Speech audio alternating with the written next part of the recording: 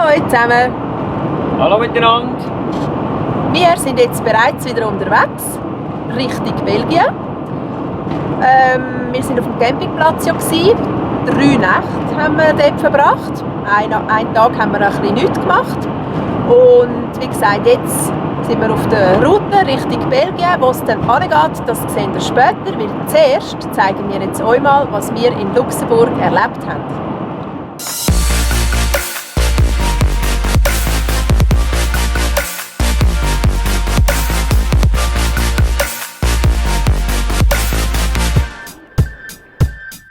Also in dieser Gasse ist dann nichts mit Wohnmobil. 1,90.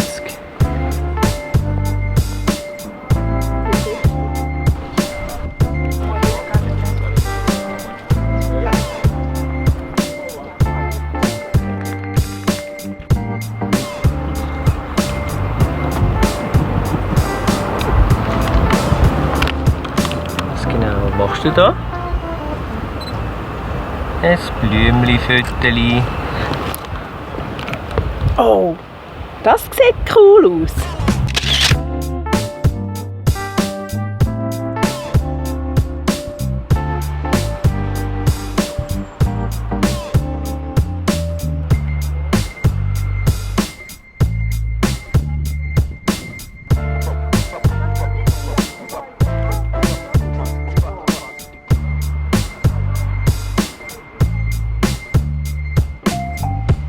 Jetzt begeben wir uns in die Käsematten. Ja, nein, Mal schauen. Käse. Käsematten. Mal schauen, ob da Käsematten. irgendwelche Matten rumliegen.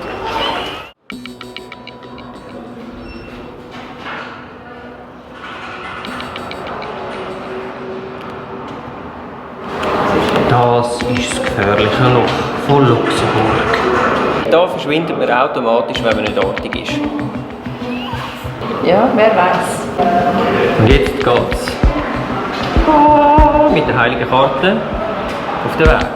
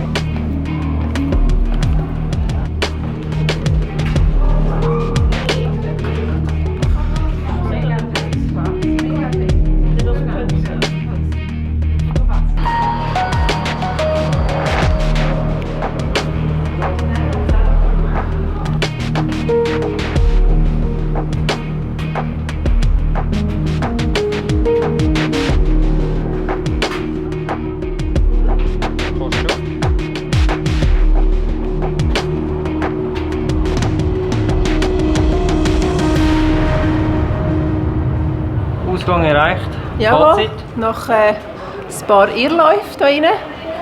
Also es ist noch recht verwirrend. Und wir persönlich, wir finden die Führung per Besucherführung ist ein bisschen, ja, weil zum Teil sind so Wendeltreppen mega eng und wenn dann da Leute entgegenkommen und ein bisschen gewackelig und so, ist es nicht ganz ungefährlich. Aber ja, wir haben es gut gemeistert. Gross und Ganze ist sehenswert. Ist mal lässig, um das anschauen. Ja, was meinst du, Sven? Ja, ich habe gefunden, bis auf die Zuschauerführung ist es eigentlich ganz nett.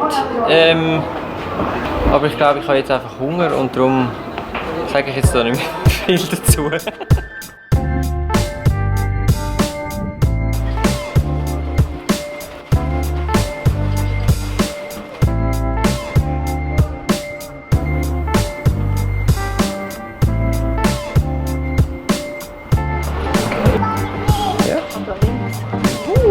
Oho! Jetzt geht es im Untergrund. Jetzt können wir unter der Brücke durchlaufen. Das Mal ist, eine glaub, andere Überquerung von einer Brücke. ja. Und das ist glaube ich auch relativ neu, soviel ich weiss. Ja.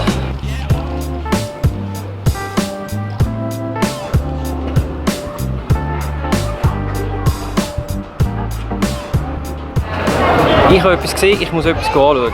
Als Kodak-Zeichen.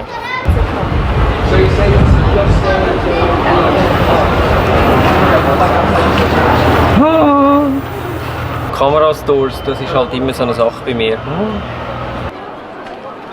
Ich geniesse jetzt hier noch meinen kleinen Kaffee. Schaut mal. Ich weiss nicht, das ist glaube ich etwa 4 Dezi Kaffee oder so. Eine riesen Schüssel. Hast du fast schon gegessen? Ja? Kann man es jetzt mal schmecken.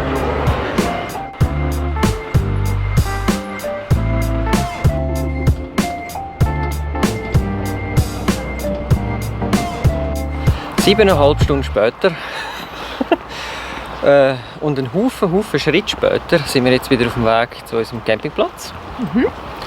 Und ja, wir haben einen Haufen Sachen können einfangen und anschauen mit euch. Ich hoffe, euch hat es gefallen.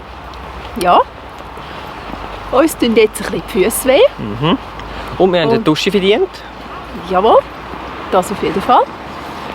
Und was man noch muss sagen, wir sind ja mit dem Bus in die Stadt gefahren vom Camping her. Moment, das Auto. Was aber ganz cool ist, die Fahrt, also das Ticket kostet pro Person 4 €. Man kann da mit allen Bussen und anscheinend im ganzen Land ist das quasi gültig. Also so habe ich das verstanden vom Camping, von der Rezeption. Und 4 € für 4 24 Stunden pro Person für alle Busse. Also man kann auch in der Stadt überall rumfahren, aber wir sind gelaufen. Ja. Darum sind wir jetzt auf dem Weg zum Füße hochlagern, eine Dusche geniessen und den Abend noch ein bisschen ausklingen lassen. Genau.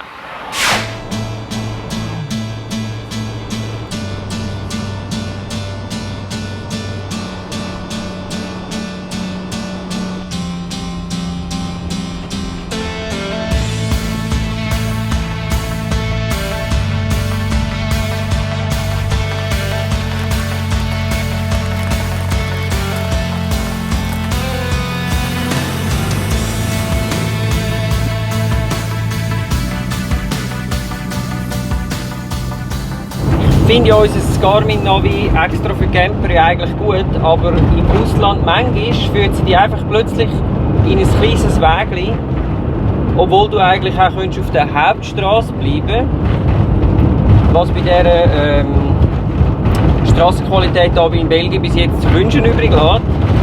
Aber mich jetzt mal wundern, habt ihr das Problem auch? Weiterfahren bis ans Ende der Straße, dann rechts. Immer schön doppelt checken. Hey, die Straße hier.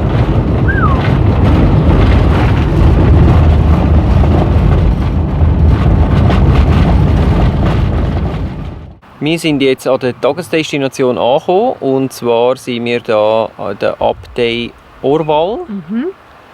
Und wir haben ganz weit vorne müssen parkieren. Das heisst, wir müssen jetzt noch ein bisschen laufen, weil es hat ganz viele Leute. Es ist jetzt Mittagszeit, perfektes Timing sozusagen. Hoffen wir, dass alle Messen sind, Genau. dass wir eine freie Bahn haben.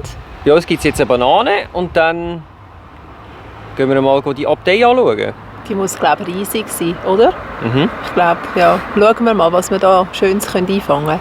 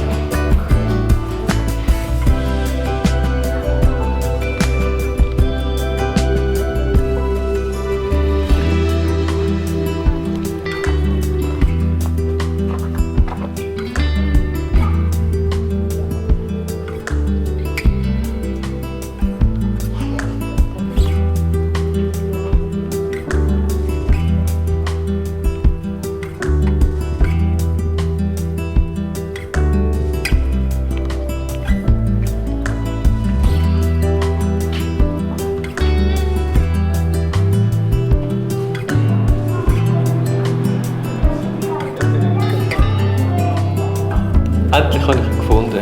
Der Schlüssel zum Herz von der Fabienne. Da liegt er. Gut, ist ein grosser Schlüssel. Sie hat natürlich auch ein grosses Herz. Wie soll ich jetzt das verstehen? Ja, danke. Danke, Sven.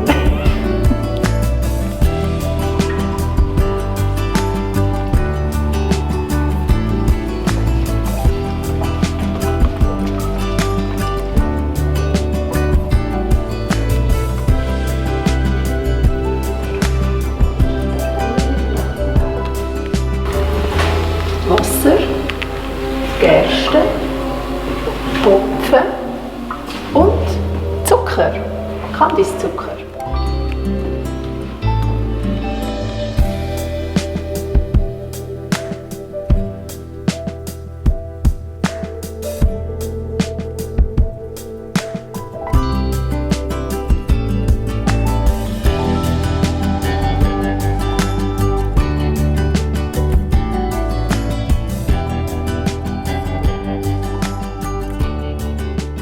Wir haben jetzt wieder gute 2,5 Stunden hier verbracht und wir können eigentlich noch viel länger.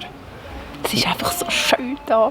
Ja, es ist wirklich sehr empfehlenswert und ich finde also für 6 € Eintritt pro Nase, oder? Ja. 6 € eigentlich viel besser Deal wie der Kasematten in Luxemburg, finden wir. Ja. Aber das ist natürlich eine persönliche Einstellung. Gut, man muss auch sagen, also von den geschichtlichen Sachen haben wir eigentlich keine Ahnung eigentlich. Und wir haben keine Ahnung. Aber ich persönlich, mich fasziniert es einfach, die super gut erhaltenen Ruinen und die Steine und wie die gebaut haben. Also ich bin gerade ein bisschen schockverliebt. Ja, es ist wirklich... Ich weiss nicht warum, mir gefällt es einfach mega. Es ist wirklich sehr gut erhalten und erinnert mich auch brutal an eine Ruine, die wir in Schweden gesehen haben. Ich verlinke euch das mal verlinken. Könnt ihr schauen. Da hast du noch Drohnen gehabt. Da haben wir noch Drohnen gehabt. Man hat vor allem noch dürfen fliegen. Jetzt ist ja alles ein bisschen schwieriger geworden. Ja, und für uns geht es jetzt weiter. Wir laufen jetzt wieder ganz lang führen zum Wohnmobil. Und dann fahren wir noch bis auf Bouillon. Aber zuerst gehen wir noch durch den Shop. Dann kaufen wir vielleicht noch ein Bier. 2. Mindestens. Wir nicht so die Biertrinker sind. Das aber müssen wir probieren. Jetzt sind wir im Land vom Bier, jetzt müssen wir Bier trinken. Genau. Im schlimmsten Fall, darf man fast nicht sagen, tue ich noch ein bisschen Sprite rein. Gibt es halt das Panache. Ist mir gerade noch etwas in den Sinn gekommen. Und zwar, was ein bisschen schade ist, ist, dass angeschrieben ist, es überall auf Französisch und auf Niederländisch. Aber leider nicht überall auf Englisch. Und das Einzige, was man dann als Deutsche überkommt, ist... Das ist eigentlich das Einzige, was man überkommt und halt Deutsch ist. Es ist aber gut beschrieben. Es hat einen Plan drauf mit Nummern, wo man ein bisschen nachlesen kann, was man wo sieht. Und die Leute, die ja sich vielleicht interessieren, vielleicht auch geschichtlich mehr wissen als wir, für die ist das dann vielleicht gerade klar, welcher Baustil das ist. Oder ja, von dem her... Wir schauen halt einfach gerne so Bauten an. Also ich. Du, Sven, auch. Gell? Er nickt. Ja, er nickt.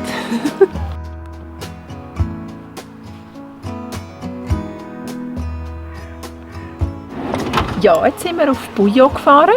Auf einem Stellplatz. Der ist erst noch kostenlos. Und jetzt werden wir das Bier, das wir in Orval gekauft haben, werden wir jetzt testen und schauen, ob wir das gerne haben.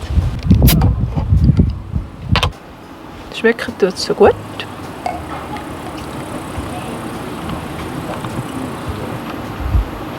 Sieht ein bisschen aus wie Gocki mit Fanta gemischt. Wie heisst das? Ein Diesel. Nein, nicht ein Diesel, das ist, glaube ich, ein Spezi. Röstli. Zum Wohl. Zum Wohl.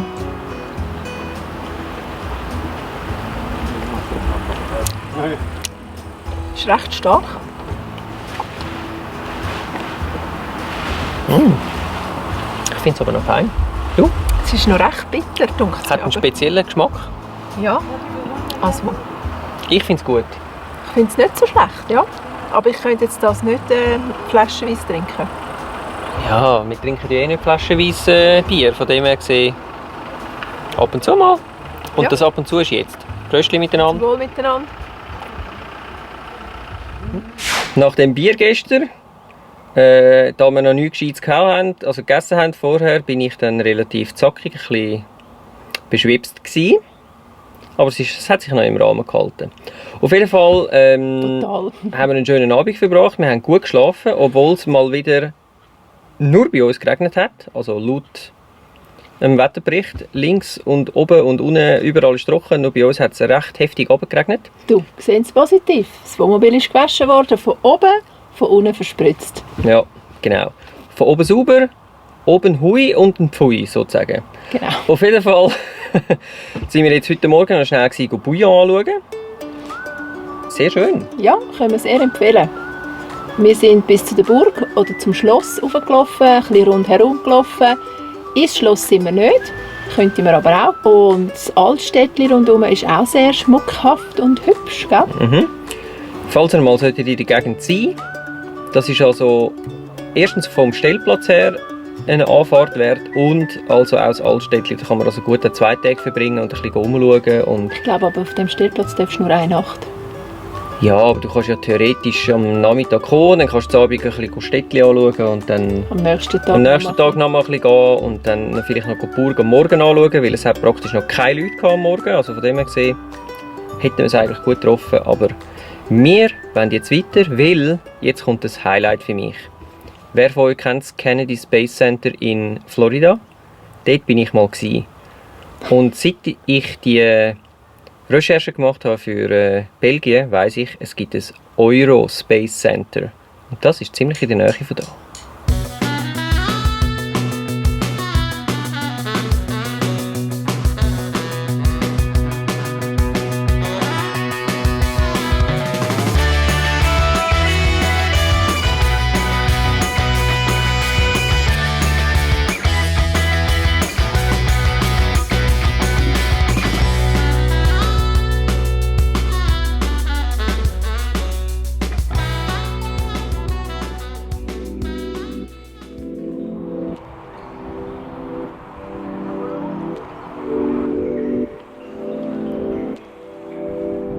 Geh doch mal aufs WC. Ganz wichtig. Also das wäre da. Das kann man hier drücken.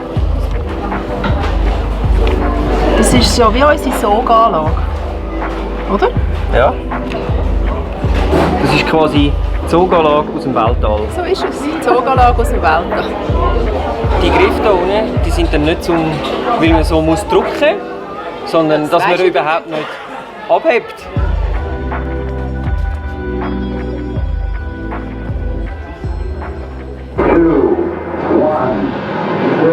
All engine running. Liftoff. We have a liftoff. 32 minutes past the hour. Liftoff on Apollo 11.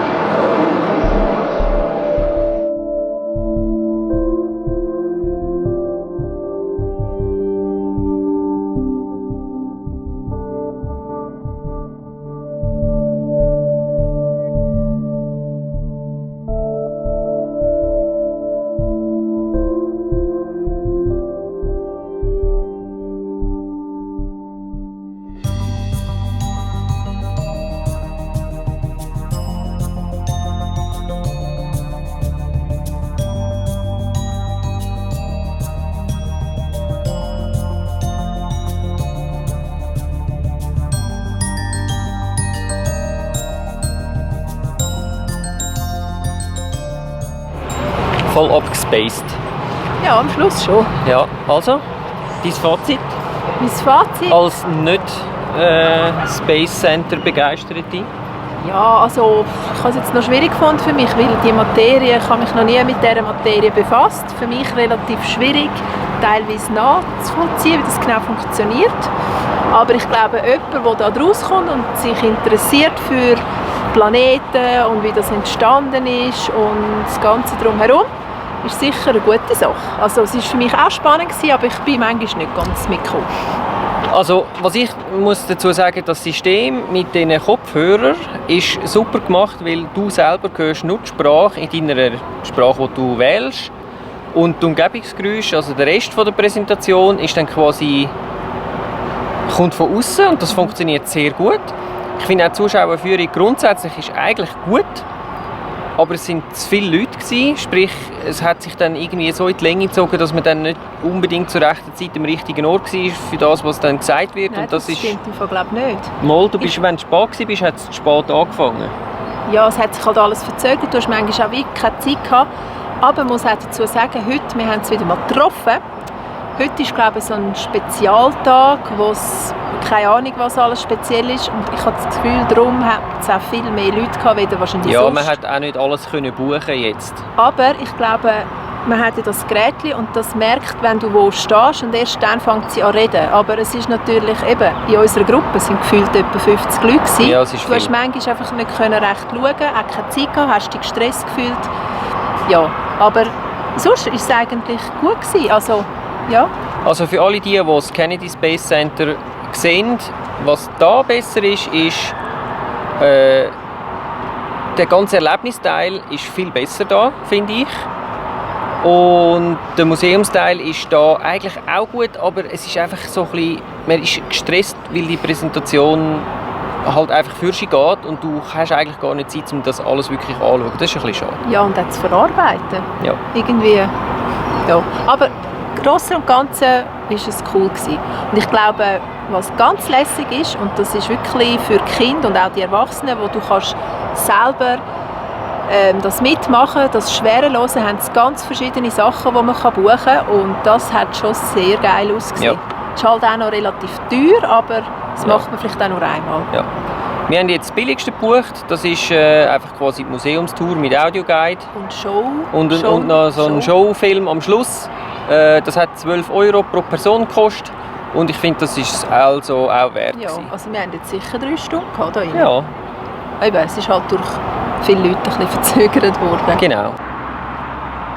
Wir sind jetzt hier in Rochefort angekommen, wie ihr vielleicht hört, auf einem gemischten Parkplatz, mitten in der Stadt. Sprich, es wird wahrscheinlich nicht so eine ruhige Nacht werden, aber Das Mal geht es auch nicht ums Schlafen in erster Linie, sondern wir wollen jetzt mal fein essen. Fritten zum Beispiel. jawohl, belgische Fritten oder belgische Waffeln. Vielleicht auch beides, wir werden es sehen. Genau. Nach so viel Space haben wir uns jetzt zum Mittag, zur Nacht verdient. Wir gehen jetzt zur Nacht essen und euch lassen wir aber mal da. Wie es bei uns weitergeht, das seht ihr dann im nächsten Film, wenn es wieder heisst. Svefa on Tour. Tschüss zusammen. Tschüss zusammen. Warte, du musst doch schauen, es ist auch Paddington, sonst sieht man das Gesicht nicht. Ach, Scheiße. Komm, Paddington. Endlich. Endlich habe ich ihn gefunden. Den Schlüssel zu der... Nochmal. Ist das der Freddie Mercury?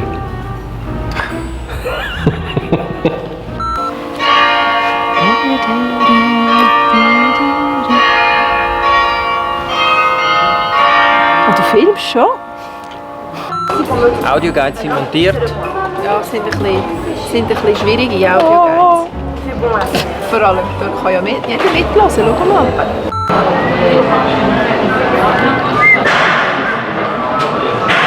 Das hören ja die Leute nicht. Wir haben gerade Musik auf dem Ohr.